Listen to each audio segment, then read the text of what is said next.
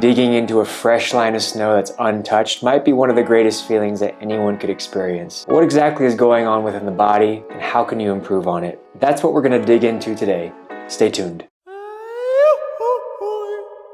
Thanks for joining. My name is Mark. I am a doctor of physical therapy and snowboard instructor at Mount Bachelor in beautiful Bend, Oregon. I am one half of Mobility Duo along with my wife, and these days we work primarily with snowboard athletes, primarily in regards to mobility, strength, endurance, and how to keep your body robust so you can keep riding until you are 70 plus years old. One thing I want to start off right out of the gate is nothing can replace actually snowboarding. Yes, I can give you all of the greatest tips on how your body works and how you can improve it, how you can stress it appropriately, but you actually need to snowboard to improve your snowboarding. All I'm trying to say is use this education, implement it into your dry land training, take it onto the mountain, see how it translates, but ultimately snowboarding on snow strapped into a snowboard is completely different from training on dry land. Now that we have that out of the way, let's dive in. Many of you have seen professionals snowboard, carve, slash, see the giant plumes of snow. They make it look effortless. In all honesty though, there's a lot going on. From a board performance perspective, as an instructor, we look for basic things like twisting of the board, pivoting,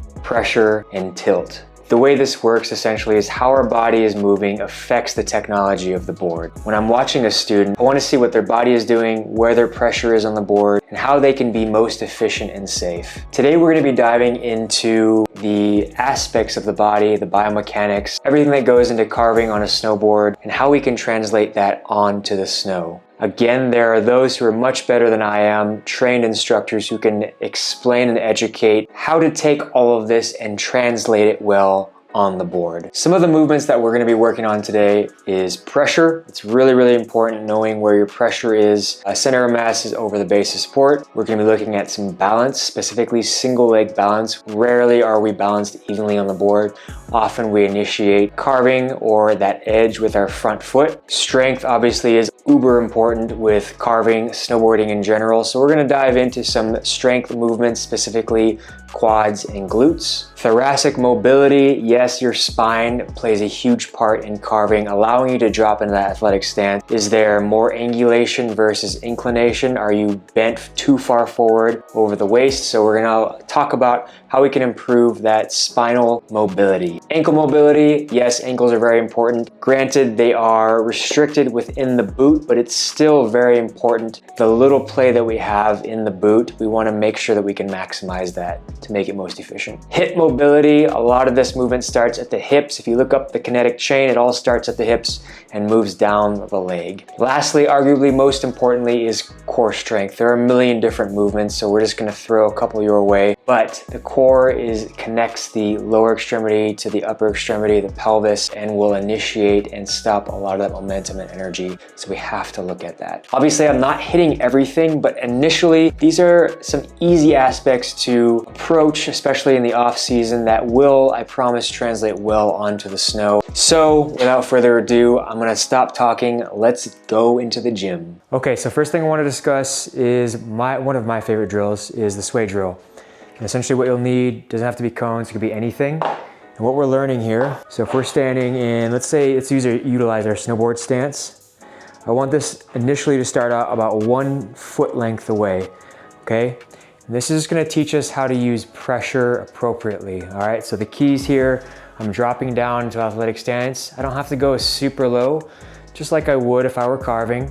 Essentially what this is teaching me is pressure on that front foot, pressure on that back foot, pressure on my toe, and pressure on my heel.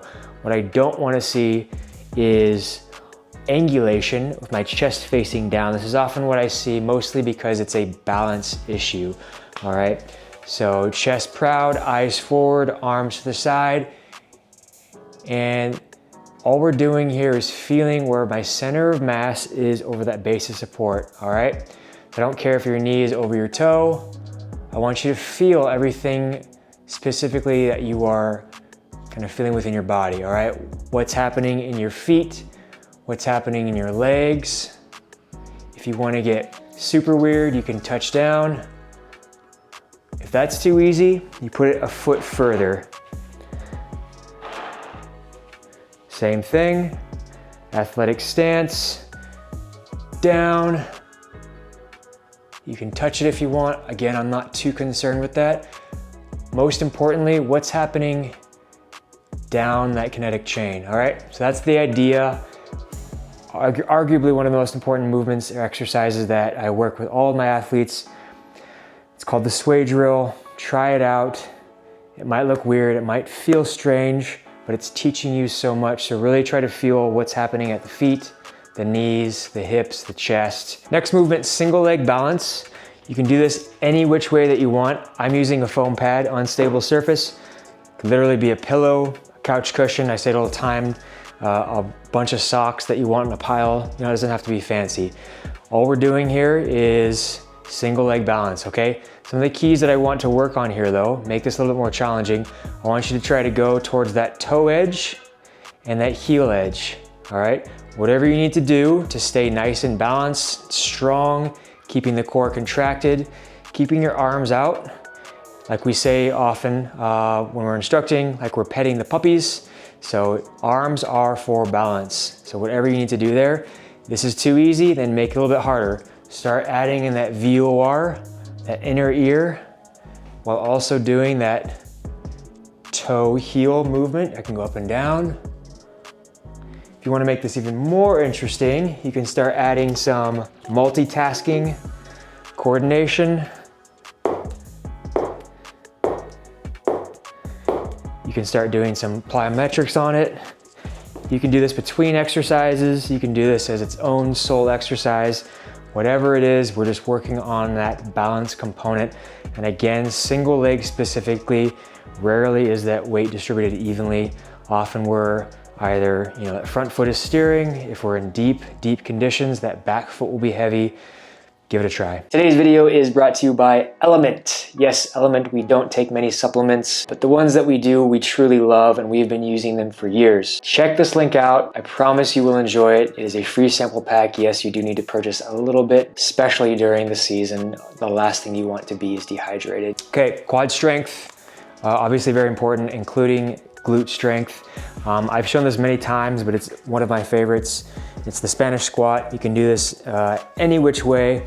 I'll show you a couple of movements here, but essentially that Spanish squat is providing a little bit of stability or aid with that knee, the back of the knees.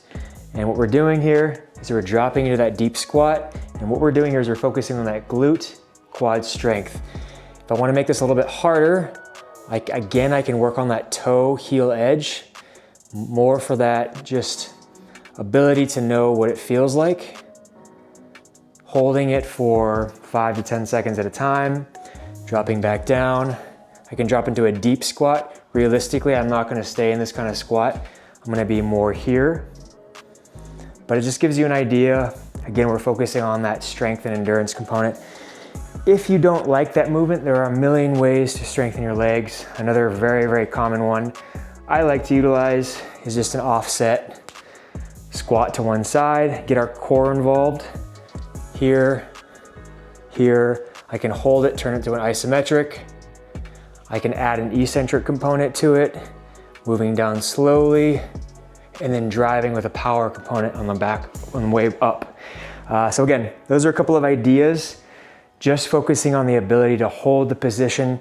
If we're fatigued and we can't hold this position, what do you think is gonna happen with our ability to carve in general? Okay, thoracic and lumbar mobility, specifically extension and rotation. Okay, so I'll show you the rotation part first. All right, so I like to go starfish on the ground. Hopefully you can still see me. I have a dowel here. It just helps with the movement itself. And essentially all I'm doing, I'm adding a bit of that rotation in that lumbar and thoracic spine, while keeping my pelvis and lower extremity stable. And you should feel, as you continue to do this, a little bit more movement in that flow.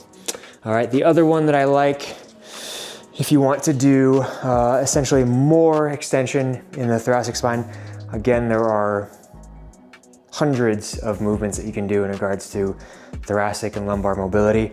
You can grab a roller, you can grab anything like that. I have a old yoga mat here.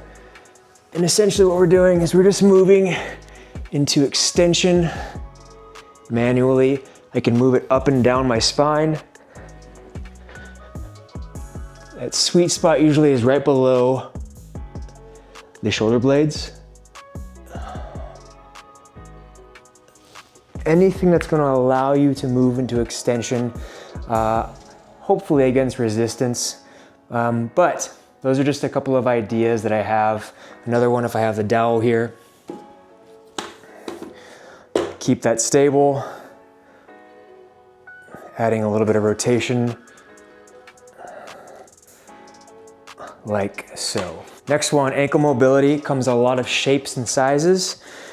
What that means, the ankle essentially, plantar flexes, dorsiflexes, everts, inverts, supinates, pronates. A lot of fancy words that basically means it does this, this, and this. Okay, so what we want to do is, because we have so much limited movement in the boot, we want to try to maximize that as much as we can.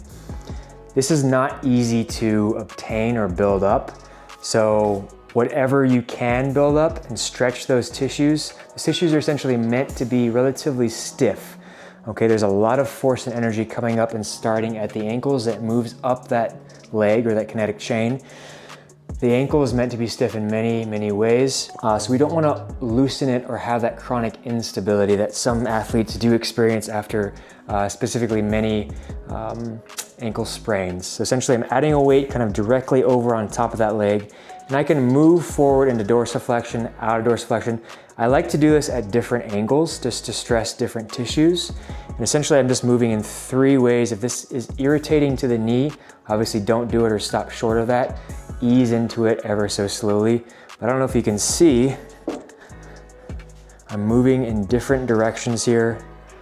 I have previous injuries in my left leg, so it's less mobile than my right. This is quite a bit of weight. I think this is 53 pounds. I could use a lot more. And that's all we're doing with this, is just moving in 3 directions to build up that dorsiflexion and that ability to get down into that deep squat, all right? Again, we're not really ever going to need that kind of range, but the more range we have in our ankles, knees, and hips, the less angulation I'm gonna have to use my hips, bending at the waist, more comfortable I can be in this position. Okay, hip mobility. This is one of my favorites. I've shown you this before, but essentially we're working on, hip is universal in regards to its range. Specifically, we can work on extension, flexion, internal rotation, external rotation. It's very abduction, adduction. It's very, very mobile. So I really want to work on all aspects of that, okay? So if I'm in this stance, I'm a lunge position, I can stretch that hip flexor, which is often tight, especially in desk workers. All right, so I'm stretching it into extension at the same time. I can bring the other one, I have a dowel here for balance. I can move that hip into flexion, internal rotation, abduction, extension, and then drop down. Now I'm working on stretching the hip flexor on the other side, stacking that other leg, and just doing the exact opposite. If I want to get extra weird, I can drop down more gracefully, obviously, into that pigeon pose, and then back up. Nice and slow, keeping that core nice and engaged. You get the idea here. Essentially all we're doing is moving that hip in all degrees of motion to try to open up the hip in general so it can give us some freedom while we're trying to carve. Okay, last one, core strength. Again, literally thousands of movements that we can do with this. I'll show you one of my favorites. It's a pull-off press going into and out of kind of a lunge squat position. So again, this is gonna wanna pull me to one side. A lot of times when we're carving, a lot of that force and energy is initiated with our core and then our legs follow. So I really wanna be able to control the stability with my core and initiate it when I want. All right, so I bring this out, dropping down, and then back up, keeping that core nice and engaged.